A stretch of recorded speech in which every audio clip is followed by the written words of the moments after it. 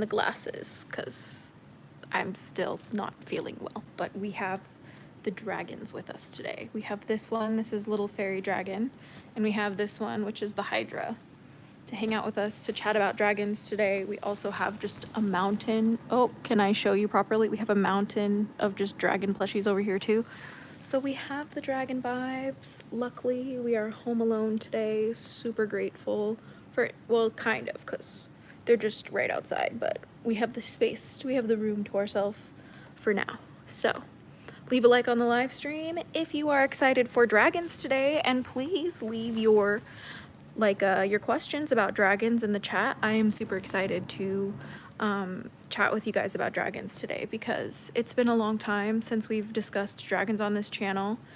Gen X, thank you for joining the live. I am missing a couple nails today. I hope that's okay. But it's super awesome to have you here. Dragon Faye, so awesome to have you here for the dragon chat. We have a little fairy dragon here, and we have the Hydra here for the dragon vibes. I'm super excited. I do have more of these like squishables. I'm obsessed with squishables, but these are the ones we have for today, for today's live stream. Oh, Jenna99, thank you so much for joining the live stream. We are here to chat about dragons today. Super excited. I particularly am a little bit motivated to chat with you guys about how my practice with dragons has changed since I've been, you know, just here, like present online since I've made content. Kara Akana, thank you so much for joining the live. It's so awesome to have you here for the dragon deep dive. I'm super excited for this. I really just, my practice looks nothing like it used to when it comes to dragons. Like almost everything has changed. Like I used to have like a much more like ritualistic based practice before I started working with this like new, what's it called? This new group of guardians that I've connected with around like 2020 and 2021. But like they basically like are more serious. These newer guardians are more serious, and they've like kept me accountable spiritually in a way that like I haven't really had that kind of like accountability on the other side of the veil, if that makes sense. They're just really, really intimidating about it. So I have like this newfound like seriousness about the way I show up in my craft. The dragon deep dive, DDD, yeah. But like it's mostly just because like when it comes to working with dragons, the one thing you can always be like certain of is that your practice is gonna change. Like it's just over time gonna change. Like every single thing that you do when you work with the dragon is usually based in transformation, in shifting energy, or in just change in some way, shape, or form, you know? Like they're very much that type of an energy. They're very much chaotic energy, no matter what type of dragon you work with. Like they're very much that very intense type of shifting energy, which is why I had to kind of just like change the way I worked with my dragons, especially when my life changed and when, you know, my perception of life changed, especially after losing so many loved ones. I started to kind of get a little distant from just everything spiritually. I just kind of had very just lost. I was so lost, and for a while there I was just like, do dragons even exist? I just kind of like had an existential crisis a little bit. Absolutely, they kick my ass with tarot lately and make me face deep shit. Yeah, they really do. I actually will probably end up pulling some cards for this a little bit later tonight, but I ended up getting this deck here. I felt really called to it. It's called Miracle Cards, but like I normally don't get like cards unless they have like something to do with dragons. I just that's how I practice. I don't know. But like after I felt so called to like pull a card from this inside the store today, and the card that I like drew out of this like moved me to tears. It was like basically telling you to like not judge people for like their faults, because it's not actually a fault that they should be guilty of. It's a place where they are wounded and where they need love and care. And like that like really moved me with this deck. And so after I picked it up, guess what I noticed on the cover? Do you guys notice what's on the cover here? Do you notice what's on the cover? An egg, the hatchlings. So that's definitely why this followed me home today, is just because a lot of the things that I'm like, you know, resonating with right now, the hatchlings, are coming back into my life. So there's that. But I might pull a couple cards out of that, like for the hatchlings in general. Just a little message probably at the end of the stream tonight from the dragons. I'll have them give us a message through that deck, just because it's like, I love connecting with dragons through tarot. That's like the best way for me to connect with them. Not so much anymore. I have been actually getting really good at connecting with dragons through water meditation, specifically in the bathtub. That's been the way that I've felt like is easiest to connect with dragons recently, probably just for my own personal practice, because I've been, you know, dealing with a lot of chronic health issues, which makes me want to just be in the bathtub 24/7. So there's that, but I do love tarot. I do recommend tarot, and I do recommend all of that fun stuff. So yeah, I love dragons. Me too. Never fear, dragon feathers here. Oh yay! I'm so excited to be here, my friends. Never fear, the hatchlings are here. Okay. Hi, I just happened to be hanging out with my old dragon beanie baby and got the notification. Tragic nostalgic. Thank you so much for joining the live. We are hanging out with our dragon plushies too. We have this one, it's a little fairy dragon. She has a really cute like cherry blossom on the side, and her like little wings are leaves. She's so cute with her little unicorn horn. Oh my god, I'm obsessed with her. And then of course we have the Hydra. We had to have both sides. We had to have a scary one. We had to have a cute one. I have so many more of these, and I will get so many more of them. I'm obsessed with them. Ooh, water meditation through like visualization? No. Through like sensation. So I've actually been having to step away from a lot of my visualization type of practices, because it's hard to focus on visualization for me when I'm going through chronic health problems or when I'm in a lot of pain. So I've been focusing more on creating sensory experiences for myself when it comes to like meditating specifically. So that means when I'm in the bathtub, I'll like, you know, put on some really nice like meditative music, or like subliminals like for healing, or subliminals for whatever I'm trying to accomplish. And then I'll light candles, I'll burn incense, and I'll have the warm water, of course. And then I'll have, you know, like the smells and the textures and the scents from like the bath products that I use. And then, you know, sometimes I'll even bring like a snack or a drink, and like just try and make it as literally relaxing as possible. Like I had one meditation session that I had with one of my newer guardians. And they basically told me that like I have to take care of myself like my moon sign. That sounds like such an Instagram post. It pissed me off so much. I was like, what the fuck is this Instagram like carousel post that you're giving me right now? But they were basically like whatever like your moon sign is, I'm a Pisces moon basically. So they were saying like, you're a Pisces moon, you need to like pamper yourself like a siren little mermaid like princess bitch. And I was like, no. And I've started doing that, and I actually have been doing a lot better. So like I basically like have to have what I call is like my mermaid moments. I need that shit, or I like don't feel well anymore. But it's been helping me like actually really like take good care of my body and take good care of like, you know, myself and all of that. But Alex Thee, thank you for joining the live. Do you still have your amino group? Yes, I do. We have the amino group called the Hatchling Clan Amino, and I will be back officially on the Hatchling Clan Amino when I post my new official YouTube back. You'll have like an actual full blog post in there, and I'll also be posting all of these like lives and like mass posts over there as well. It's just kind of like me returning to my channel is like kind of like a slow burn a little bit.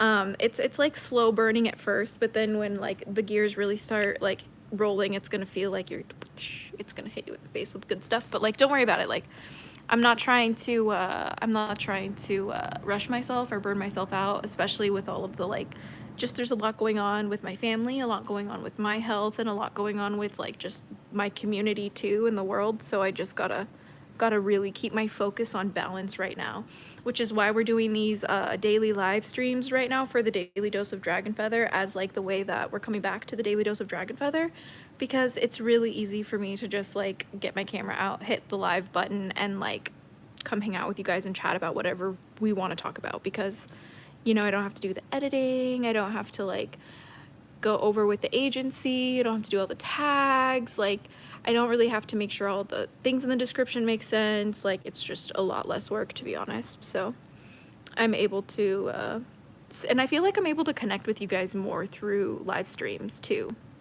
which is like, it's actually better sometimes. So there's that. When I saw that you started streaming, I had to join. Thanks. I'm so happy you're here, dude. It's so much fun to stream with you guys. And the more we do it, like every day or like every other day for this daily dose of Dragon Feather, it's actually going to be like, so we're going to like actually wonder how we lived our lives without this experience. I know that is going to be a thing. I don't know how I lived my life without you guys for like almost 3 years. I think about it a lot these days since we've been doing these live streams. I spend a lot of time in the bath too because I'm autistic. I've been in sensory overload lately and my apartment is hot. Yeah, I hate the heat. I really struggle, especially living in Southern California. Here in the summer, it's like brutal, and it's already getting super brutal, and I just like turn into a nocturnal little bat, and I just like really cannot like handle anything. But when it comes to like the dragons, I feel like that's when I get most of my like actual like really intense like work done, is because like I'll be nocturnal. So most of my magic and most of my spiritual work just naturally happens at nighttime. I'm sure a lot of you guys probably have a similar experience. Or like the in-between times. So like early morning or like sunset, like those times is when I'll have most of my like really strong spiritual experiences. And in the summertime, because it's too hot to be out during the day, I'm just always up during the night, and I'm just like always working on spiritual shit. Usually, I'm usually doing a lot of shadow work in the summer because like I get a lot of seasonal depression in the summer. A lot of people get it in the winter. No, I get that shit in the summer. I hate it.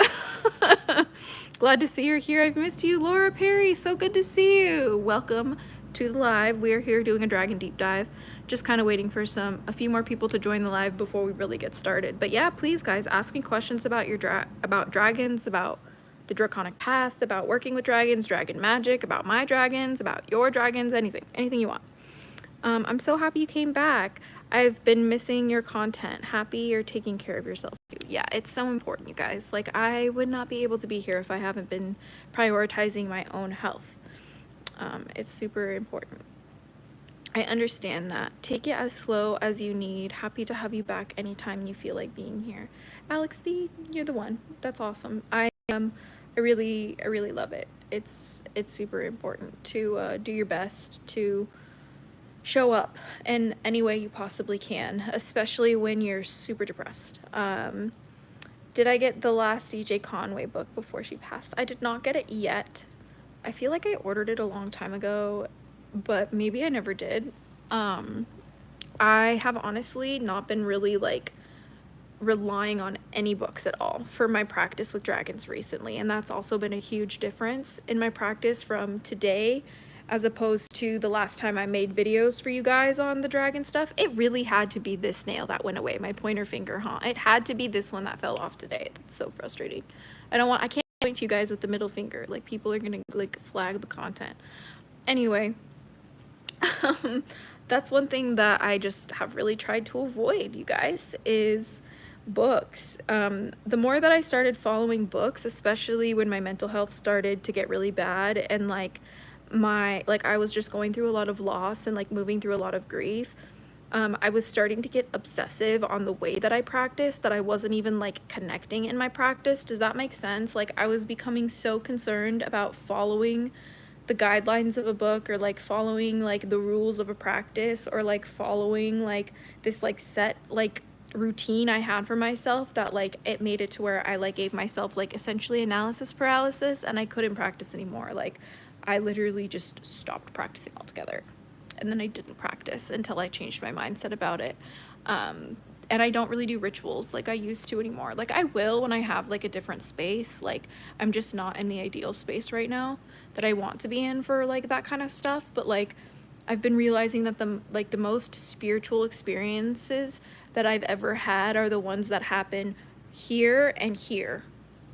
I'm so serious. I'll be anywhere in this world and I'll have revelations simply because of this, simply because of what's going on in here and what's going on in here.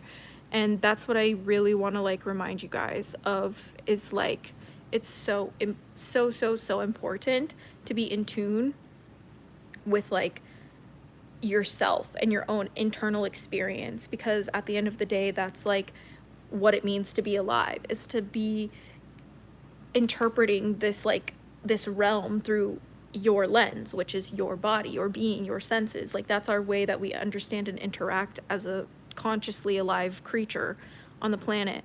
Sometimes I feel people forget these things. It'd be great if the Hydra had a derpy face. I mean, this one kind of does. Look. I don't know. This guy looks like he's just a little... He looks like a mischievous little shithead.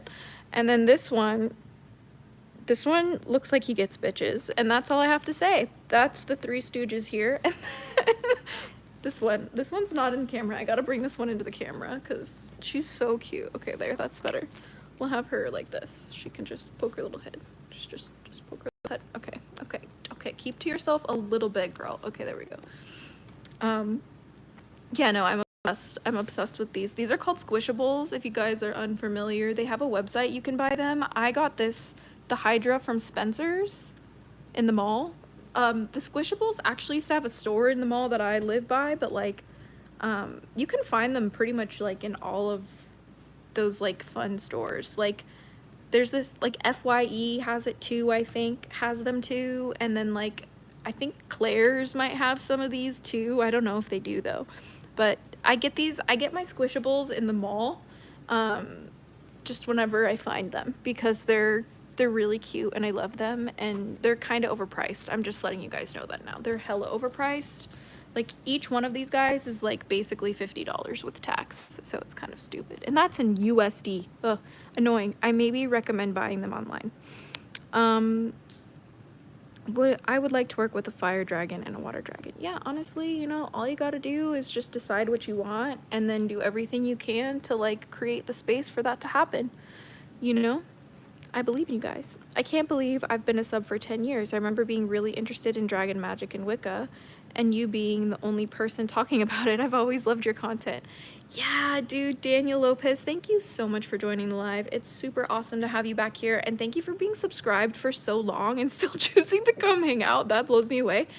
But like, it like trips me out how like popular it is to talk about dragon content now, and like the Draconic path and like all of that, because I remember when it used to be like impossible to find content on it, and I just had to be like, if I can't find the videos I need to watch, I'm gonna make them. Like it was so that was like a fucking lifetime ago, you guys. Like that's crazy to me. I can't even like wrap my brain around that sometimes. But I'm just so happy that like it's been so many years since I've like started practicing like the Draconic path, and I'm like still doing that. Like I'm still working with my dragons, I'm still connecting with them, and I'm still growing and evolving and getting better at what I do, and like I'm still meeting and working with more new dragons as I move forward, and it's just really incredible. It's just really incredible.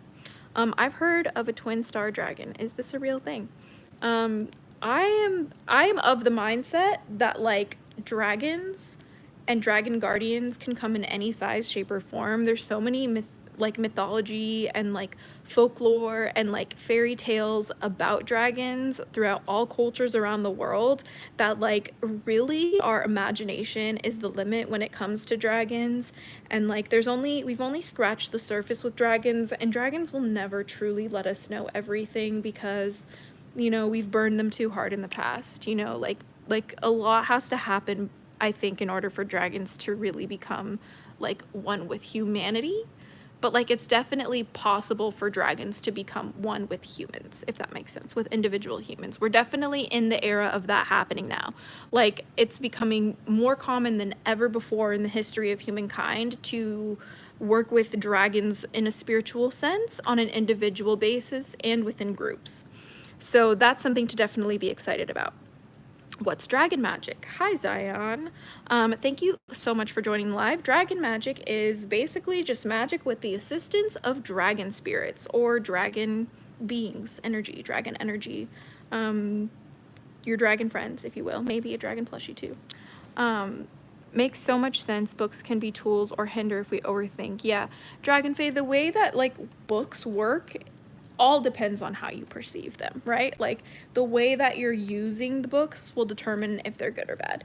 And it's really that simple. Like if I'm gonna use my dragon books to just help me learn, but like I don't take it too seriously and I'm just like, you know, exploring the knowledge, whatever, that could be seen as a good thing. But if I'm taking one book that I have as fact and I have to follow it or I'm not doing it right and then shame myself for it, then it becomes a tool to abuse myself, and that's not fun. So I really had to kind of like take a step away from books and just start to practice, you know? I think that was kind of like the like point that I reached in my practice in 2020, especially when I started experiencing so much grief. Like grief is such a heavy, dense energy, especially when it comes to like being a practitioner of witchcraft. It's all about energy and learning how to shift energy and raise energy and direct energy. It's a very energetic based practice, and it's all about understanding that fundamental nature of like the energetic like nature of the universe, right? And so when I had so much grief, I had such a dense, heavy energy that I did not know how to conduct. I did not know how to direct. I did not know how to transmute, transfer, transform. I did not know how to channel it. I did not know how to dissipate it. I did not know how to return to sender or return to earth. It was too much. It was just too much. I did not know what to do. And that's when I finally turned back to my guardians and turned back to a different kind of guardian, which are just the new ones that I work with. They're very, I'm not going to really talk too much about them in particular. I'll just really talk about how they helped me in my craft, if that makes sense. But it's like, when it comes to working with like the scarier, more advanced types of dragons, I mean, if you ask me, all dragon magic is advanced magic, but like when you work with the like really like arcane type of dragon energy and like really obscure type of dragon energy, really elusive, really unknown, intangible, very occult type of dragons, you really have to know who you are. You have to know yourself. You have to know yourself, and you have to have some guts, and you have to not be afraid of the dark. You have to have a gut of steel sometimes. You have to have the nerve of iron, okay? Like some of this stuff is not like, it's not like new age stuff. Like this is real hard like energy work. Like the type of work that I do with these dragons now is all energetic based. It's all about it's actually very alchemical. If I talk about if I come to think about it, it's like very alchemical work. Like it's all about transforming myself, it's all about transmuting energy, and it's all about transforming the world like into the one that I want it to be, the one that we all deserve, a better one that's safer for everybody, as many people as possible, but everybody is the goal. You know, like we want people to be safe, we want people to feel like they can, you know, do all of that. Spencer's being that risque store in the mall. Yeah, exactly. My girlfriend has an army of squishables. Nightmare Fuel Studios. Welcome. Thanks for joining the live. And I am also one of those girlfriends. I have a lot of those. Alfred Cordova, thank you for joining the live. Absolutely worth it. Adorable pudgy dragon. Yeah, these guys, they're like little balls. Like I love how it's just like a little ball dragon. Like he's so special. And then if I ever want to work with like Hydra energy, I do most of my like dragon work in my dreams. I think I've talked about this on my channel before. I have a couple like dragon dream videos, but like these are perfect for working with dragons in my dreams because they're stuffed animals and I can charm them like before I go to bed, to where like they help me like have dreams of the like types of dragons that I'm trying to connect with. So I love this. Please do this. It's so much fun to like work with, you know, stuffed animals in your craft, especially sleep magic. It's my favorite. Do you think you need a book to get started at all, or is it safe to explore completely on intuition? I really think everybody's journey is different. Because if you ask me, especially from the perspective of a white person, I think white people, and you might get at me for saying this, but I do think white people do need a little bit of guidance to not be insensitive. I am one of those people, especially because a lot of what we are exposed to in our communities, in our like culture and just our spaces is a lot, it's just taken from places that it's just bastardized. It's like whitewashed, of course, right? So I think that it's important to like always have like an initial like deep dive when you get into spirituality and just try to learn as much as possible and look at as many resources as possible and not get too like tunnel vision on like one creator's like way of doing things or like one book's way of doing things. Like, you know, like it's like, for example, like how certain Christians believe that like their way of Christianity is the right way of Christianity and the other ways are wrong. Like it's literally no different than that. Like you have to be able to look at all of these different like types of crafts, all of these different practices that you're like perhaps called to, and then just like learn about them, but like respectfully and like, you know, even sometimes pay for that knowledge in the right places, like do your due diligence, you know what I mean? But I think that it's also very important to follow your intuition. Like I have been practicing magic since I can remember as a child, and like that was all intuitive, like when I was a kid. And it all came to me directly from spirit or directly from my higher self or directly from my future timeline, you know? But it's like at the end of the day, like it's a balance. You know, we live in a polarized world. We live in this polarized reality. We can't just have one or the other. We have to have a balance of both, because otherwise it becomes unbalanced and we're almost robbing ourselves of part of the experience. Wouldn't you agree? My wife and I are both witches and we're both autistic. Yeah. That's actually really awesome. I'm with somebody who's not like, who doesn't identify as a witch, but they're very like witchy in nature. You were the only one that didn't. Oh no, I think I missed the other message. Anyway, I too have been subscribed for 9+ years. Oh my gosh, that's crazy to me. First spell I ever did was your amulet protection spell, and holy shit, it was like being hit by a truck when I realized it worked and magic is real. I'll never forget it. That's crazy! Thank you so much for sharing that with me, Respect the Ganja, and thanks for joining the live. Yeah, dude, that's crazy. I remember like when my first spell that I casted didn't work, but like the first spell that I casted that did work, just like really like, I'll never forget that experience. I'll never forget the way that I felt. I was like, dude, I was like, this stuff really works though. I was like, this is like I knew Harry Potter was like, I always felt like I belonged in the Harry Potter universe, but this was something else. You know what I mean? It was just something else. When I first started reading about the Celtic pantheon and the Slavic pantheon, I ended up getting more and more mad at the Christians that conquered the land. Yeah, I definitely understand, you know?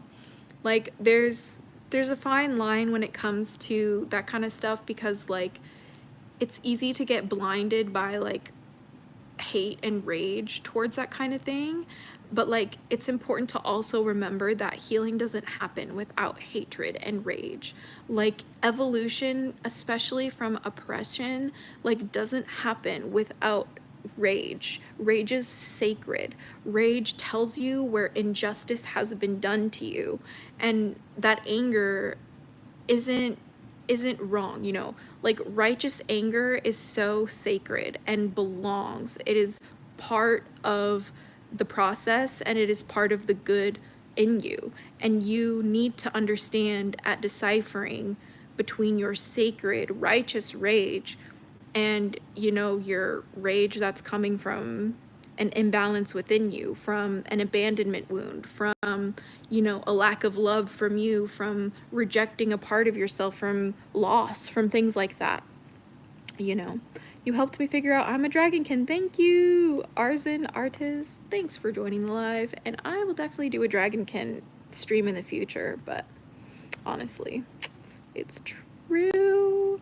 Oh yeah, it's actually really crazy going to all of these like parties and like influencer events, and then like with the like mentality of being like a dragonkin and like knowing I'm dragonkin, and I'm like, with all of these people who were like, you know, like on these news articles and like on these TV shows, and, like on these stages at fucking Coachella and shit. I'm like, okay, this is crazy for me. But it is kind of wild. It is kind of wild. Let's see. Oh yes, have to summon the arcane frequency for steel. So, oh my gosh. Alfred Cordova, thank you for joining the live. Good to have you here. Tragic nostalgic. I agree and same, yeah, honestly. Lunar Fang, I think it would be interesting to see if you do a reacting video to your old videos and see how you've grown. Yeah, Lunar Fang, I've thought a lot about doing content like that. I definitely will when I have like a better like setup for like editing videos, because right now I'm pretty much doing all of my videos on what's it called? All my videos on my phone right now, just because of the like situation I'm living in right now. I don't really want to talk about that right now, but what we will talk about is just good things are coming, super cool spaces are coming. It's gonna just be a really good time. What would be your advice for someone who fell out of witchcraft and trying to get back? I'm so happy you're back. Honestly, like if you fell out of witchcraft and you want to get back, like just remember why. Like, why are you called to witchcraft? And for me, I was called to witchcraft because of the ability it gave me to create a feeling and an outcome that I desired. I wanted to practice witchcraft because it filled me with wonder and it made me enjoy being alive. I wanted to practice witchcraft because it made me feel powerful, it made me feel special, and it made me feel closer to God, to the guardians, to the goddess. It made me feel closer to the spirits of the land. It made me feel closer to earth. It made me feel closer to animals. It made me feel closer to my higher self, to me. It made me feel closer to me too, and to my family and my friends. It made me like learn how to heal myself and how to heal others, and that's why I wanted to practice witchcraft. And when I fall off now, I realize that that's why I started, and I make every moment of my life these days as much of a magical moment as I possibly can, because I know what it's like to lose that. I know what it's like for it all to come to an end really quickly, and I know how sacred and special and short life is after everything that I've been through. And I wouldn't want to spend one moment on a planet without magic. I'm so serious with you guys. I wouldn't want to be here for one moment without magic after everything that I've been through. And so that's why, if ever I do fall off in the path again, or if ever you fall off your path, just take a moment to remind yourself what magic really means to you, and you'll inspire yourself to practice right away. Like, I promise. Let's see. Respect the ganja. It is just amazing being able to take control of your life. Fuck, I love magic. Yeah, exactly. Like, there's this scene in one of the Harry Potter movies, I think it's the Goblet of Fire, where it's like the tent at the big Quidditch game. It was like the professional Quidditch game, and like the tent was like super small on the outside, but like they walked in and it was like huge on the inside, for like the whole Weasley family and like Harry and all of them to like you know, camp out to watch this like Quidditch game. And like there's this moment of Harry where he's just looking around and he's like, I love magic. And like I just resonate so much with that, because like as a kid that scene broke my heart, because I felt like magic wasn't real in the sense that like Harry Potter portrays it. But like in the way that I experience magic now in my life, it's way better than anything Hollywood could ever come up with. Like just the magical experiences I've had simply by believing magic exists alone has just opened such a beautiful world for me and for my friends, and for, you know, like me to connect with people like you. Like it blows me away. But like when it comes to like working with dragons, especially with magic, like I thought I was practicing magic before, but then I started practicing magic with dragons and I realized that I was just playing with like kids' toys before.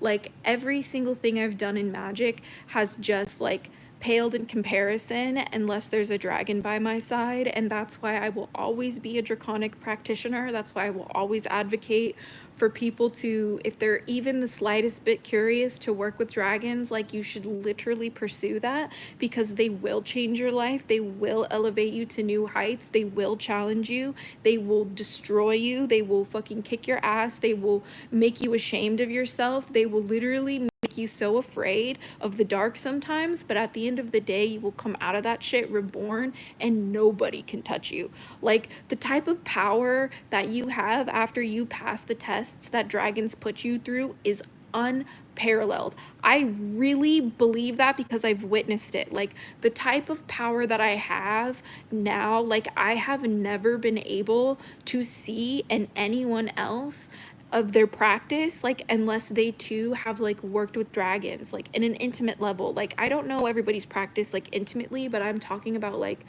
the people who I do know who work with dragons as opposed to the people who don't. Like, it's just a night and day difference. And like, I'm not trying to be like, oh my god, dragons are the best, but like, I am like, dragons are the best. Like, you should at least like maybe keep a dragon like in your house, because like just having a dragon statue alone in your house will bring you more money. Like, I'm so serious. They are the most auspicious creature to have ever walked or been conceived on this planet, and they're by themselves are literally abundance and like blessings and like magic incarnate. Like, you literally, everybody needs a dragon in their house. Case closed. Case closed. See you guys later. Good night. If you guys are going to bed now, you do not want to miss the rest of this stream. So when you guys wake up, you're going to definitely want to come back and rewatch the rest of it. But I hope you guys sleep so well. And thank you guys so much for tuning into the live. It's so good to have you guys here. Witchcraft immensely helps me mentally. It's crazy how much it helps me. Yeah. There's so many things that I couldn't have done in my life. If it wasn't for honestly any of the magical experiences, especially any of the dragons that I've had. There's so many times in my life that I would not have known what to do or where to go or where to turn to or how to find strength, how to overcome something if I didn't have a dragon to turn to. And that humbles the hell out of me every time I think about it. It like really makes me realize that like I don't need to doubt the presence of dragons in my life ever again, because I have just had too many experiences where dragons come through when nothing else would, that I will never abandon my belief in them. I will never abandon, I'll never abandon my love for them. And I know that I'll always have strength with them by my side, and I'll always do whatever I can to like give back to them, to give thanks and to honor them and their spirits and their energy in this world, because, you know, I think dragons have and were a huge part of human culture long, long ago, and they still are in a way, right? But spiritually speaking, I think they're coming back globally, worldwide, and it's been happening for a long time, and the internet is a huge part of that. I would not know about the Draconic path if it wasn't for one of the hatchlings out there. Long ago, one of my videos, one of you guys left a comment on one of my Wicca videos about dragons and the Draconic path and working with them in spirituality, and I would not be who I am today without that. So like, that's why it's so important for us to just keep connecting with each other as much as possible, to keep sharing ideas, to keep sharing experiences, and to keep sharing inspiration, because that's what keeps it going. That in and of itself is magic. Like, being alive is magic. The fact that you are alive is magic, you know, and that's how I find common ground with dragons. You know, the fact that I exist right now is magic. The fact that dragons exist right now is magic, and we have common ground there. And so I don't have to be afraid when I know that my existence is magic and their existence is magic, because together we were made to make magic together. Does that make sense? Together we were made to move mountains together, you know, like, because otherwise why would they exist and why would I exist right here at the same time in a way that we can connect and harmonize together? Like, it just, we live in a magical world, you guys. Like, please remember that, especially when things get hard. Like, just remember, like, no, I live in a magical world of possibilities. I live in a magical world of energy, of beautiful of just a beautiful creation. Like there's just so many things out there that you don't even know and that you will never know because there's just so much to explore. We don't have enough lifetime to get to it all, which is the most exciting part of this experience. And something that I have really been taught by my dragon guardians recently is like the reason why like death and destruction has its place. Like it's really hard, especially when our society today is like, oh, like you don't even want like to cry around other people that seem bad. Like you can't be angry, you can't have any sort of negative experience. And if you do, you have to move through it really quickly and be like, "Oh my god, it's okay. Oh my god, sorry. Oh my god, whatever." Like no. Like the dragons reminded me that there is a purpose in the darkness, there is a purpose in the suffering, there's a purpose in the pain, there's a purpose in the anger, in the anguish, you know, like, and all of it is good if you choose to see it that way. Like something that's never going to go away is death on this planet. Like that's never going to change. I'm sorry guys, like it sucks, but like at the end of the day, like with death comes new life, with comes rebirth. You know, there's always this constant cycle of life, death, and rebirth. Like when the forest burns down, the acorns of the forest will remain and will grow again. You know, like it's important to remember the cycle of life and not get so caught up in the hard parts of that cycle. And for a long time, I was so caught up in the grief part of that cycle. I was caught up in the loss of that cycle. I was caught up in the illusion of an ending of that cycle of life.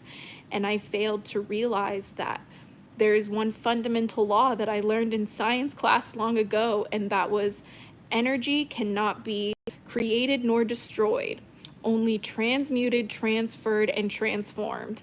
And that means that everyone I have lost and loved are not gone. Am I okay? Yeah, I'm okay. I'm just not feeling the best. I'm like on my period right now. So we are a little emotional today, but we're just like talking about dragons, and a lot of like the dragons that I've been working with recently have been helping me work through some really dark, heavy, ugly shit. So if that's something that you're not comfortable with, this live is not for you. I'm just letting you know that right now. Like when you work with dragons, I think people fail to realize that like working with dragons is not a fluffy, fun, lighthearted experience. No, sir. It's working through the trenches. You know, when you work with dragons, it's trudging through the mud. It's heavy lifting, it's exercise, it's brutal, it's grueling, it's painstaking. What other synonyms do I got? You know, it's backbreaking. Like it's literally so hard working with dragons, but like it's so worth it. You know what I mean? So there's even like a dragon that I've been working recently with to help me reconnect with like my dark feminine energy and just like, you know, my wounded feminine energy. Like especially in today's society, it is not celebrated to be a woman. It's not celebrated to be a female like in the real way. It's celebrated to be a woman in the superficial way. That's cool, whatever. I don't give a shit about any of that. I'm talking about like it's not cool to be a woman when you're actively experiencing high volumes of emotional energy and actively transmuting that into power. That's not a popular thing to do as a woman. People don't really want to be around that. It's hard work and it's hard to handle women when we're going through that shit if you're not secure in who you are as a person, right? Even other women struggle with it. Like I'm serious. Like it's not a like gender war here. No, like fuck that shit.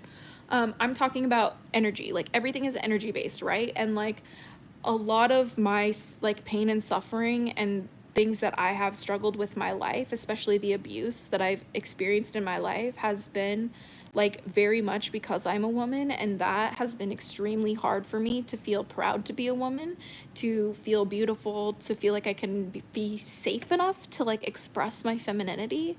And with these newer dragons that I'm working with, especially the one that I'm talking with now, they have really helped me cultivate this like feminine like identity and like understand my feminine power and understand how to direct it and to raise that energy and to not lose control of the power that comes with being a divine feminine embodied, like embodiment. You know, it's really, really hard, you know, to not lose control of your sacred rage. It's really hard not to lose control of your empathy. It's really hard not to lose control of your grief. It is, but we need to have those things and we need to feel them as deeply as possible, because through the other side of that deep, dark, heavy energy is new heights that we couldn't have reached any other way than transmuting that heavy, dense darkness. Like, I'm so serious. That's what my dragons are teaching me right now.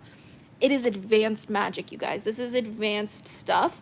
I am constantly crying, okay? Like, don't work with the dragons I'm working with unless you're willing to cry all the time. Because I cry all the time, but it's fine. It's good for you. Elias Amini, may I ask, what's your religion? One day I'll tell you guys what my religion is. These days, I used to not really be religious. I am religious these days, but I'm not comfortable talking about that yet. But spiritually, I work with dragons. I am a draconic witch on that front. It's not a religion. Witchcraft is not a religion. Anyone of any religious background, or none, you don't even have to be religious, can practice witchcraft. Anyone of any religion can work with dragons. It really just is up to if you feel called to do so, because no one else can decide who you are, and no one else can have any say in what you do with your practice. That is part of why we're here on the planet, is to experience all of what is here. You know what I mean? And if all that is wanted it to be any other way than it is, then all that is would have made it a different way. You know what I mean? So there we go. Can they work with you in your dreams? Yes, Vicky. I work with dragons almost exclusively in my dreams. When it like, the only way I really actually know what my dragons look like is because of how they have shown themselves to me in my dreams. Fun fact. Otherwise, I just really wouldn't know what they look like. Sometimes I get like, just like, can kind of see their auras. I've been like really trying to work with like seeing auras in the spiritual world. I struggle with seeing auras on Earth. That, I sound fucking weird saying that. No, I'm just saying, like, when I do like my meditation and I'm like in my meditative space, when I'm working with a guardian, sometimes I'll try and perceive their aura to just like try and understand their energy and like who they are, like what they represent, if you will, like rather than just like seeing them as like an actual like drawing or like an animated dragon is like in Game of Thrones. Like, I don't see dragons like that, I guess, but I kind of do. I just see them with my third eye. I genuinely don't know how to explain it. Anytime anyone asks me about this, I just have to like ask. Tell us about the tattoo in your hands. What's the story? This one? This one? This was the first tattoo I ever got. It is a pentacle in the center of a triple goddess, and it was genuinely just to represent my connection to magic, my dedication to the goddess, to my own inner goddess, to the phases of the goddess, to the phases of life.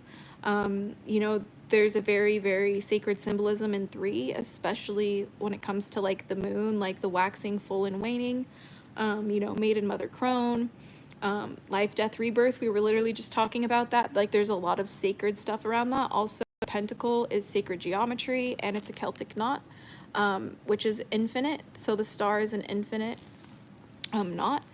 So there's just a lot of sacred symbolism along with this one. And when I got this, I don't remember how old I was, but I was practicing witchcraft already for a long time, and I knew that I would never stop. So I just kind of wanted my first tattoo, to be about that. And I was very lucky to get my like all-time favorite tattoo artist, Kimmy Tan. If you guys do not know who she is, she makes content here on YouTube. Kimmy Tan and the Dragon Clan, shout out to you. I love her. She did my tattoo. It was an incredible experience meeting Kimmy Tan and having her do my first tattoo, especially with how much she's connected with dragons. She would come up in today's stream with the dragon stream, so shout out to Kimmy Tan. You have to subscribe. You have to subscribe to Kimmy Tan, you guys, please. Tell her that Azura Dragon Feather sent you, and the tattoo that she did on my arm is awesome, because it is. It's the best. So I totally hear you on that. I feel like I'm in the same way, but I also work with Aphrodite and Anubis, yeah. Yeah, you know, like I work with so many different energies. Like, I don't really adhere to labels as much anymore, and I don't really like listen to like rules, if you will. Like, I'm respectful, don't get me wrong, like I'm not gonna practice a closed practice, but like at the end of the day, like I do have to like just protect my peace and protect my mental health and protect my family and protect my spirit team too, you know? Because the evil eye is so fucking real, you guys. But like at the end of the day, like it's just, I've reached this point in my practice where it's like I just genuinely follow my intuition now. And if my intuition tells me to study more or learn more about something, then I pick up a book. So that's kind of where I'm at. So it's true, it's true. Making birth wish is a basic form of magic. Some candle magic, pretty awesome. Yeah, altered Cordova, I tell all the time when they're like weird about me sometimes. So especially in the work that I do now in like mainstream Hollywood and in show business on these red carpets with these influencers and all of that, one thing that I get a lot is a lot of skepticism about having me in these spaces when they actually find out what I do on my channel. If people do a deep dive into who I am as Azura Dragonfeather, a lot of them have a lot of questions, and they get really scared because they're like, who is this witch, right? They're like, what the fuck? Who the hell? So I'm like, I come in peace. I have to talk to them like I'm an alien, apparently. So like, I come in peace. Do you make wishes on your birthday cake? That's witchcraft. Have a nice day. And I walk away. Oh my god. I literally sometimes, like, it blows me away how like common some like witchcraft practices are, and like how some of these people like literally practice witchcraft. But then I'm the weird one. You know your birthday and you make a wish for okay. Mr. Manifestation fire magic person. Okay. Anyway, I'm just talking some shit now. It's fine. Thank you so much. I've been doing my art more lately, and I've been finding myself meditating while drawing. This can be another form of meditation. Yeah, honestly, anything can be a form of meditation as long as it puts your brain into a meditative state, right? So like our brain have different states, like theta state, alpha state. I think there's other states. There's like 4 states I can think of, but like don't know all the names off the top of my head because it is late. It's getting dark outside, and I am quite tired, but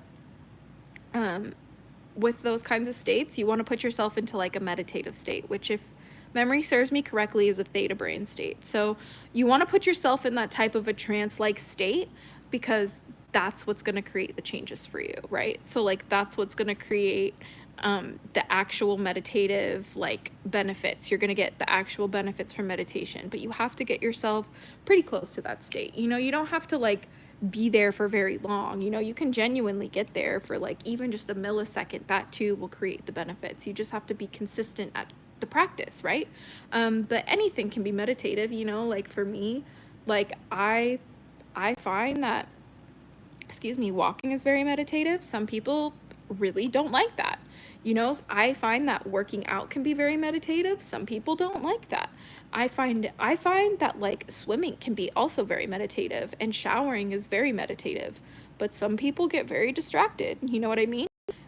Some people like to sit in one spot and meditate. Some people don't. It just depends what works for you.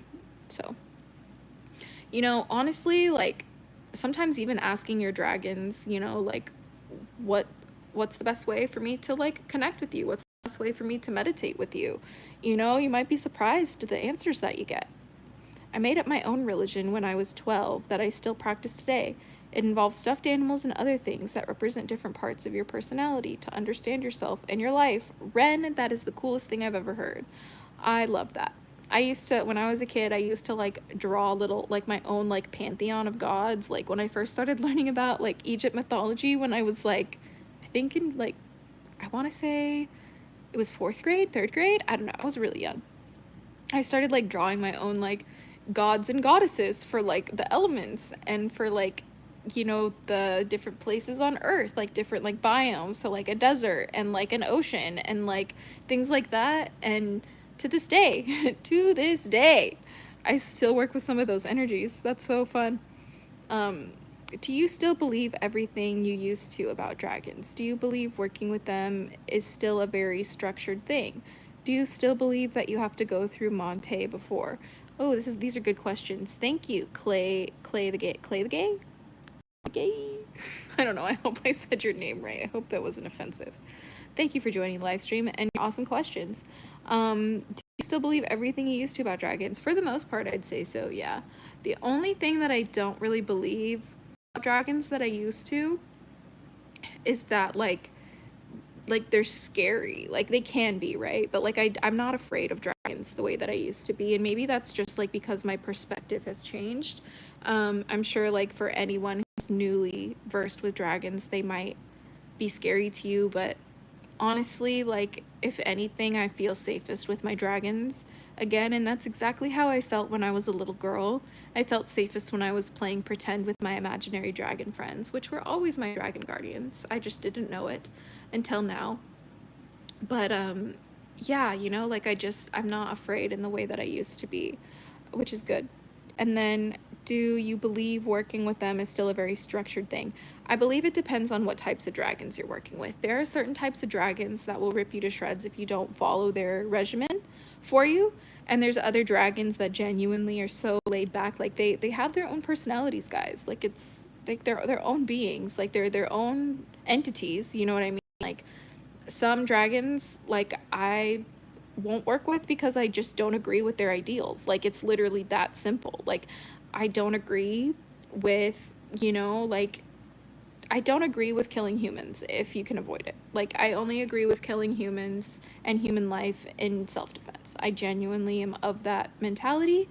And, like, standing up to, like, people who are oppressing you, like, that's okay. Like, that's when it's the only time it's okay to do that. So there's certain dragons that are okay with murdering humans, which is valid, you know. Like, I'm sure there's some humans that are okay with murdering dragons, so I'm sure the feeling is mutual. But I just don't really work with that kind of energy because, for me, I feel like it's not very highly evolved to focus on killing things as a way to bring about a means to an end, if you will. It's definitely efficient. Yeah, it's efficient. But, like, I tend to work with, like, death in a figurative, like, metaphorical sense. So, like, I'll, like, have, like, an ego death, for example, where it's like an identity of myself essentially dies and no longer exists within the body, if that makes sense. But yeah, it just depends, I guess. It really depends.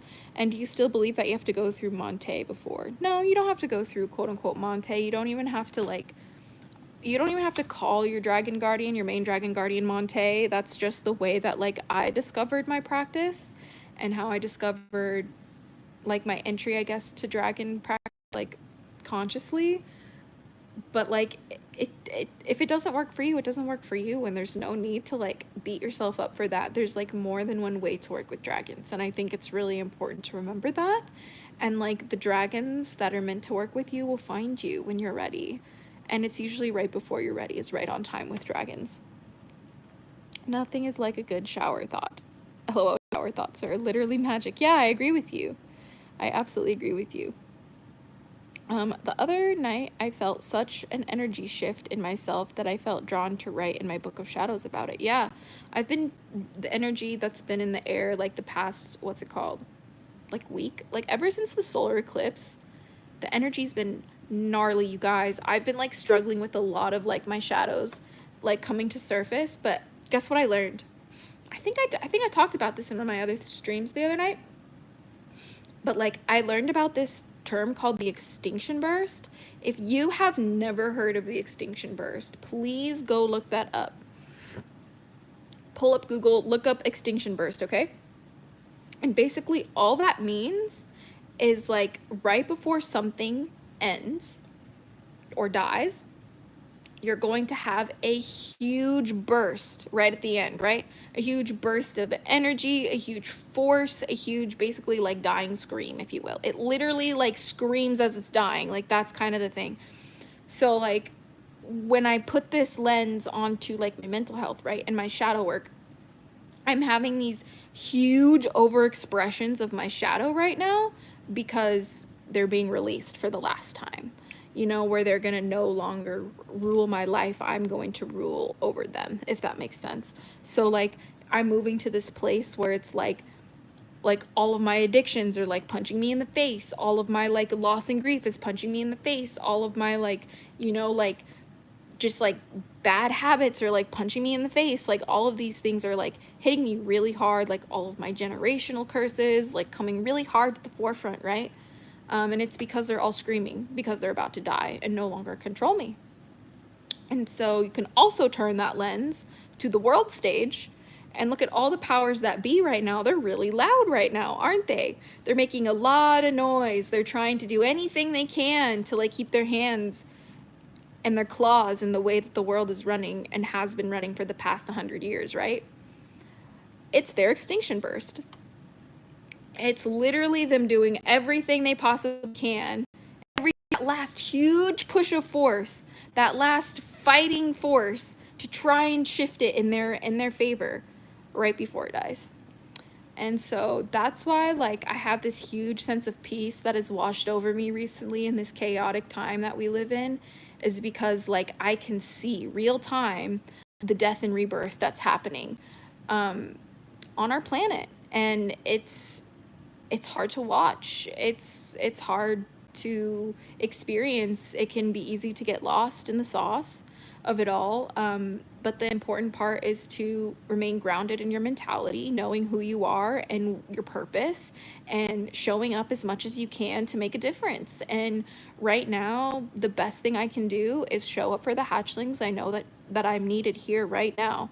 I'm needed here, and that's why I will keep showing up, and I will keep doing that. Even if I'm on the couch right now on my period and I feel like shit, I'm gonna keep showing up, you know? And like that's why, like, in any way that I can, and like my real life, like in the real life world too, I'll do whatever I can to keep showing up, because that's all I can do, you know? And all I can do is, if I can inspire one person to take action, then I win. You know what I mean? And that's really all that it takes, you guys. It's all that it takes. And we're doing this shit together.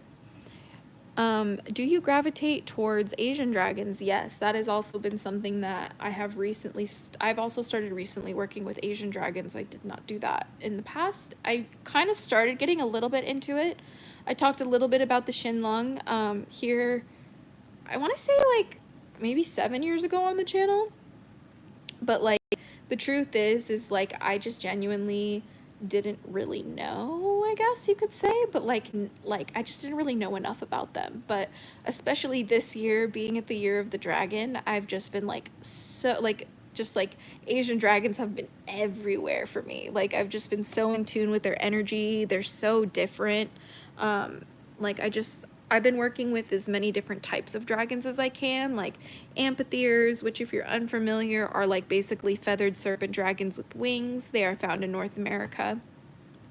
I've also been working with the Hydra recently. The energy of the Hydra has been something that has been really, really powerful and prominent in my practice. I'm not shy to share about the Hydra content with you because everybody knows the Hydra. So I don't need to be secretive about that. But I definitely recommend, if you guys love dragons and you're looking for a challenge, work with the Hydra. Hydra energy is incredibly powerful. I've also been working with the Ouroboros energy. If you're unfamiliar with Ouroboros, it is the dragon or the serpent that's eating its own tail, symbolizing life, death, and rebirth. Again, dragons are really tough to work with because it's all about that life, death, and rebirth cycle. It's like destruction and life and creation and chaos, and it's all of it in one, and it's beautiful and it's terrifying, and I love it, and I hope you guys do too. Let's see. I hope you will be okay and move past hard times effortlessly. Chaz, thanks for joining the live stream, and I definitely do. I absolutely do. I create the good times. I don't even perceive hard times anymore. Like, that's the thing. Like, your language is so important, guys. Like, the way that you define what you're experiencing very much largely dictates how you experience it. And that's why when I like have health issues, like I don't view that as like hard times. I don't view it as a disability or a handicap, although I am absolutely within my right to do so. On paper, it disables me, right?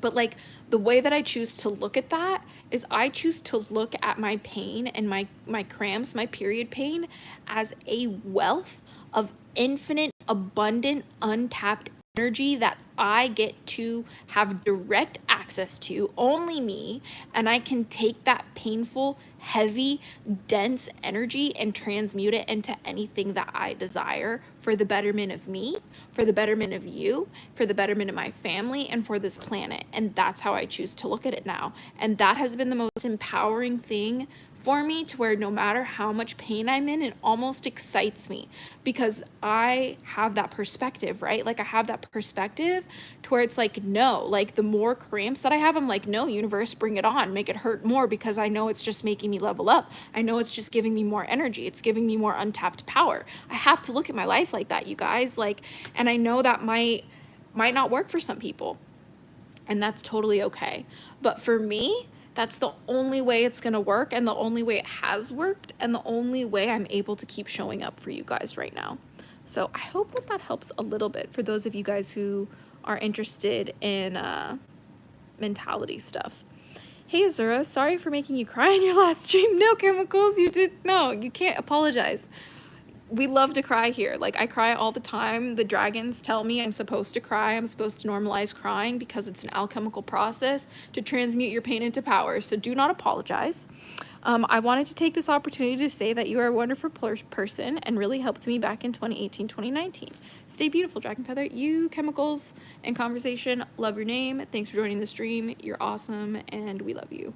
You asked a really good question yesterday, so don't feel sorry about that. You made yesterday's stream so valuable. Don't you even doubt it for a second. So happy you're posting and okay again, by the way. Dragon stuff is so interesting. I have a sparkly statue I resonate with. Hey Ghosties, Grimoire, thanks for joining live. And yeah, dragons are they're just a trip, aren't they? Like hi Clarion, thanks for joining the live. Dragons are such a trip, right? Like there's just something that's so innately like captivating about the dragons, and like especially when it comes to dragons, like the human experience, like dragons are so intertwined with the human experience. Like every single human being, I promise you, if you ask them what a dragon is in some way, shape, or form, or in their language, in their native language, they'll know what a dragon is, or they'll have some kind of idea. Like that's how prominent they are. Like when people think of mythological creatures, they think dragons. And like I just think that's so powerful because it's like what does that represent? Myth.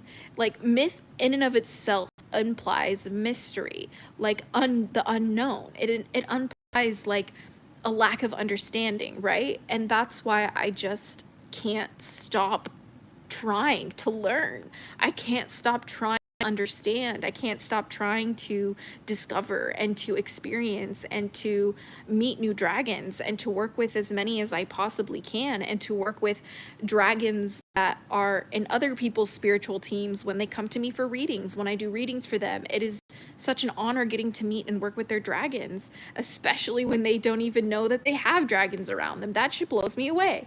Like I literally am just like so like beside myself when I just think about the magic, the power, and the presence that dragons have that I just don't see anywhere else in this world or anywhere else out of this world. Like it's just uncomparable. Like nothing is comparable, right? Wouldn't you agree?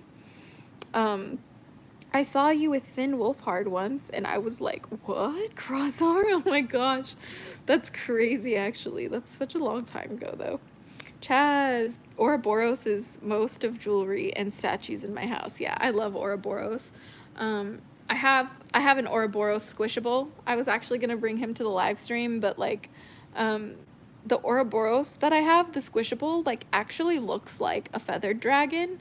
I would go get him, but he's like up on top of a shelf and he's just like far away. But I'm like chilling in the bed. If I had energy, I would go up and show you. Well, I'll show you the Ouroboros next time.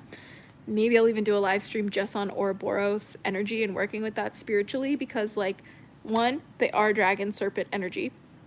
2, really powerful for moving through some heavy shit and shadow work, which I think everybody needs a little bit of that in their life. And 3, it just empowers you like you wouldn't believe when working with the Ouroboros.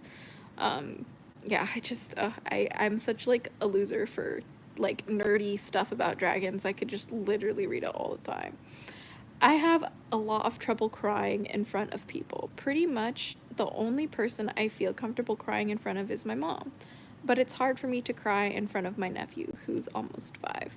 Yeah, like it's hard to cry in front of other people because crying is a very vulnerable thing to do, especially energetically, right? Because like crying is the process of transmuting your pain into something else, be it power or, if at the very least, just peace. And for something that, even if it's just a release, crying is so important to the human experience. It's so intimately involved in how we experience our lives. And, a lot of our life moments, especially the difficult ones, are defined by how hard we cry. And in our memory, anyway, in our muscle memory, too. And showing that kind of expression in front of somebody is vulnerable because you're actively showing them that transformative process, which is a vulnerable process. You know what I mean? Like, it's no different than the caterpillar turning into the butterfly. You're basically showing them your cocoon, and that's hard. Like as a hatchling, you're showing them your shell. You just hatched out of your shell, or you're hatching out of your shell, and you're in a vulnerable state. So that's why it can be difficult. But because it's such a vulnerable state, when we choose to go there anyway, and we choose to be vulnerable in that way in front of others anyway, that is how it actually becomes a superpower. And it's actually a sign of strength. It's a sign of emotional maturity, a sign of emotional intelligence, and a sign of emotional strength. You have to, your emotions are a muscle too, no different than your arms. You got to hit the gym for these arms, and you got to hit the emotions for your fucking emotional muscle. If you don't know how to cry and move through your muscle, if you don't know how to change anger into hope, if you don't know how to change grief into peace, like what are you doing? Like, you're just like a toddler in an adult body. You know what I mean? Like, toddlers don't know how to move through their emotions. Children don't know how to move through their emotions. Like, adults do. That's why we're here. Like humans are supposed to like grow up and mature in their feelings and understanding of that, because that is why we have them. Like, being able to have all of these complicated feelings and experiences on an emotional level is because we're social creatures and we needed each other to survive. Like, me crying over the loss of my loved ones is showing how I'm bonded to them, and that bond to my loved ones is how I would have survived in a time where I didn't have technology. It's all connected, guys. Updates on the fairy dragon that was attached to that rose quartz. I know it's been a while and I'm curious. It's so funny, remember Rosie. Rosie is very much still a part of my life. I still have that crystal. I think she's like in a bag somewhere, but yeah, she's very much a part of my life. I work with her almost every day. Whenever I break apart in my heart and soul, Rosie's always there, putting me back together. Shout out to Rosie for being the only shoulder to cry on for me sometimes. She's just that really soft, like divine motherly energy in a pocket-sized peanut, if you will. She's very sweet and sacred, and when she's mad, she makes herself huge. I don't know if I've shared that, but when she's sick and tired of my shit, she appears to me as a giant pink dragon. I know that sounds funny. It's funny saying it out loud. She's just this giant pink dragon.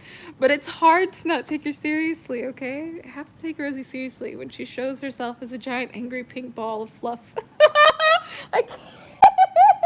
I'm like, shit, she's mad. I gotta change my whole life, guys. It's so funny. Sounds fantastic. I'm definitely tuning into that stream. Hell yeah, I'm glad.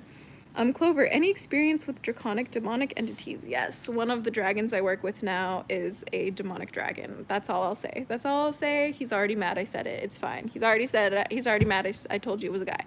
Anyway, I'm getting in trouble for that one. But the reason why I'm going to talk about that a little bit more and double down on it is because especially in today's day and age, there's a lot of language around, there's a lot of trigger words around words that rhyme with scarism and what's it called?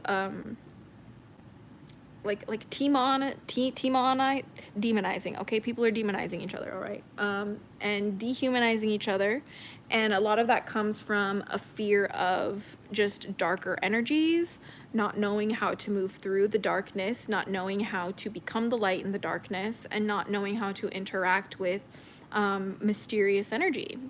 You know, like the unknown. It's all about understanding how to navigate through the unknown. And if you don't know how to navigate through the unknown, the natural response is to be afraid. And so when we tap into that fear and we make actions and we take actions out of that fear, we are foolish. Like you're foolish. If you're acting out of fear, you're a fool. I'm sorry. It's hard, but you're a fool. You're a fool, and sometimes you're trying to survive when you're acting out of fear. So don't get me wrong. And this is not like a band-aid statement, right? Like I'm saying like this in general, right? Like most of the time when I have made decisions out of fear, they have been foolish decisions. But only when my decisions have come from like being informed, like my fear-based decision have come from being informed on things, like, you know, like if the stove is on and my cat jumps on the stove, I'm afraid and my body's going to launch itself up to go grab her off the stove. That is an informed action that will save her life. You know what I mean? Like that is not the type of action I'm talking about. I'm talking about the type of action where it's like I am so scared, I don't know what to do, so I'm going to say something that I don't know. Like I'm gonna just like, for example, people please, right? So I'll fawn, right? I'll like be like, oh no, like even though I'm afraid, I'll like, you know, like stroke the ego of somebody who's scaring me, right? That's like a action based out of fear. And I am a fool for doing that, because 9 times out of 10, that's going to make them feel, a predator feel like I'm easy to take advantage of, when what I should be doing instead is getting big and scary and uncomfortable to be around. Predators don't like that. That's why I act like a crazy person on the street if I feel like I'm being followed, and they stop that shit real quickly. Or I'll literally start laughing at nothing. I'm serious, you guys. This has saved my life.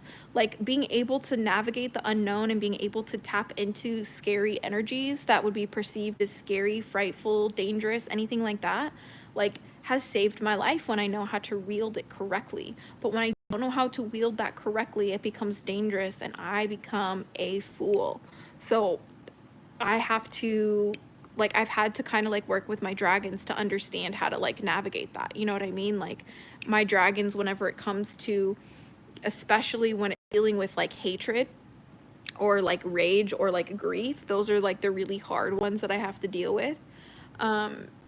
Like the really dense energies that are hard to move through sometimes. I'm reminded every time by these guardians of the purpose that these feelings have, and that no matter how hard I try, I'm never going to avoid being angry. I'm never going to avoid my grief, and I'm never going to avoid being afraid, because they all have their place and they all have their purpose. And when they show themselves and when I'm presented with them and I have to move through them as an obstacle, it's always to make me grow. It's always to remind me of my power. It's always to challenge me to evolve. And that is what it is to work with dragons. To work with dragons is to work with your own personal evolution.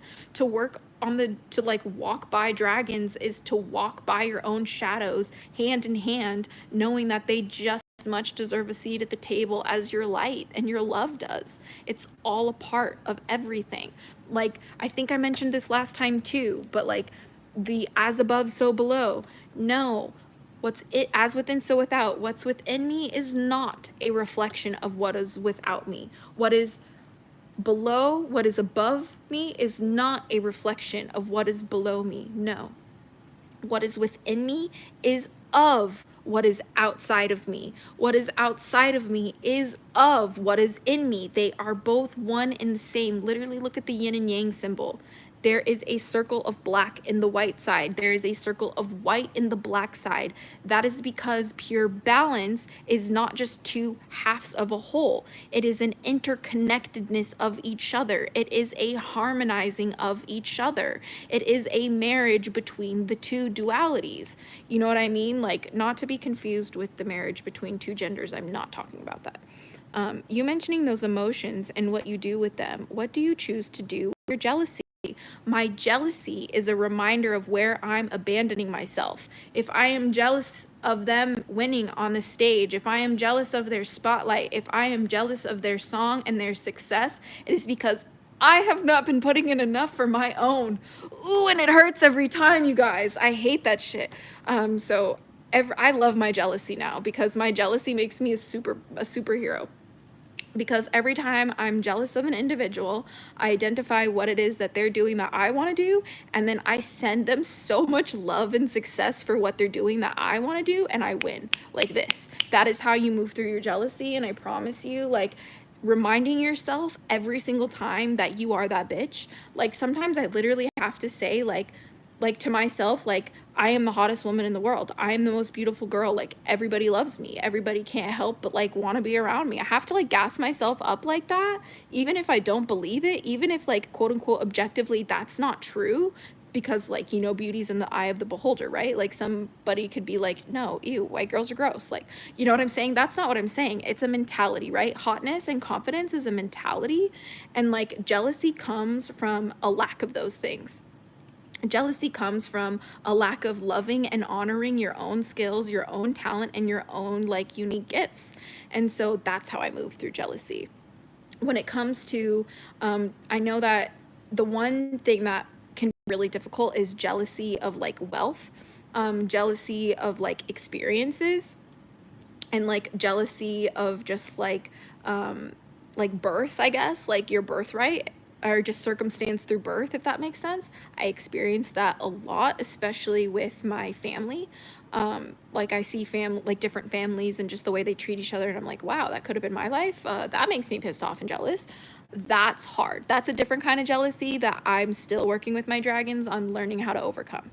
But when it comes to like the petty jealousy, especially like jealousy with like relationships, like, I just realized it's really foolish to think that I'm not awesome enough to also be worthy of that. Like, instead, I get excited because if it's happening to people, especially people that I know or that are in my circle, then it's like 2 seconds away from like happening to me too. And it's also possible for me too. So that's why I don't let jealousy in that sense rule my life anymore, because a lot of my jealousy was born through insecurity that came from abuse, especially at the hands of my family or at the hands of my romantic partnerships. And so the jealousy that I would experience in my relationship, for example, my boyfriend works with a lot of women, a lot of beautiful women, as like like he's a pop star. He works with music and stuff, and in the entertainment industry. For a long time, I did not know how to navigate that, and I almost lost him not knowing how to navigate that. And then I had to remember that I'm incredible, and no matter what, like, he chooses me. Like, he chooses me because he loves me. Like, that's just work that he does. At the end of the day, he comes home to me. You know, like, why would I ever need to be jealous? I don't need to be, because the only reason why I feel jealous is because I feel like I'm being abandoned every time he has to go to work, and that's only from my own wounding. That's only from me not having poured enough love into myself. So then I get angry I haven't poured enough love into myself, and then the solution is to spend time with myself, care for myself, tend those shadows, and that jealousy turns into power. It's easier said than done, though. I'm so serious. It takes practice, you guys. Sometimes you just need to embrace your inner monster. Yeah, you do. And that's the way that I have leveled up so fast. So like, so much so fast is like I'm essentially the dragon rider on and the monster is the dragon. Like, my inner monster is the dragon, and like my higher self is like the angel version of me, and like we are one. Like, I'm riding that monster as the angel version of me, and we cannot be destroyed. We cannot be created, we cannot be destroyed. We just are, and we just always will be. And like, I will have forever have peace and confidence and power in that. No one can take it away from me. And no one can take that away from you too, because you have that shit within you as well. Because, like, remember, you guys, I am you, you are me. Like we are of each other. Like, that's the thing, you know? Like, yeah, like what you see here happening for me in my life, the whole reason why I'm back here on this channel is to remind you guys that it's for you too. It doesn't matter. I'm of the firm believer when it comes to manifestation and it comes to magic and it comes to creating your reality consciously. I'm talking about like some evolutionary shit here, you guys. I'm talking about like alchemy. I'm talking about like, you know, quantum physics. I'm talking about like the real advanced stuff when it comes to this thing. Like, it's taken me, what, 15 years to get to this part of my practice, and I can tell you without the shadow of a doubt that it works. And my life is a literal proof of it. And it can be your blueprint, it can be proof, it can be just an example. But at the end of the day, it's possible. It's possible for you. And I want you to leave this live tonight knowing that it is possible for you to make your dreams come true. It is possible for you to have a better, clean, healthy earth. It is possible for you to have a family that loves you, to have a partner that loves you. It is possible to have that dream life. It is possible to have that dream career. You just have to start believing that it is, because the second that you do, you're tapping into its existence, and my dragons taught me this. I don't know this unless my dragons taught me this. So how can you tell me that my dragons aren't real when I'm doing what they told me and it works? So I think that's where I'm going to leave you guys on the live tonight. We had a really good session here today. The dragons are always the litty titties. I hope that this has helped you guys today. I hope that this has helped you feel a little bit closer to dragons. Before I leave, I did promise you guys a little bit of a reading, so I'm not going to leave without that. I got this new deck. Where did it go? Where did it run off to? It's not a dragon deck, but it does have an egg on the front, so I think we're going to say that that counts. It is called Miracle Cards. I really needed a miracle in my life today, and that's why I found this deck. So I'm really excited. I've been dealing with a lot of health issues, and I really was praying for a miracle today. And it's kind of funny how I find like a deck called Miracle Cards.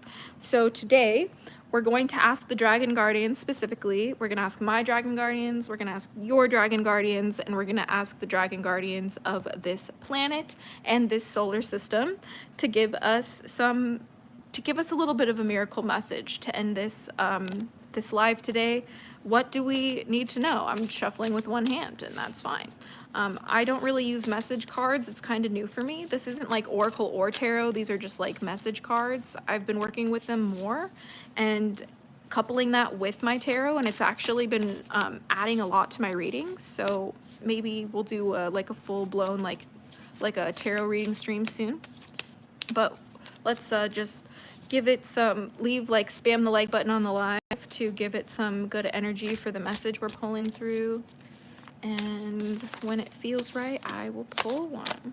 I am just I'm just literally just messing these cards up. We're here trying to find the right one. All right, let's see. Let's see,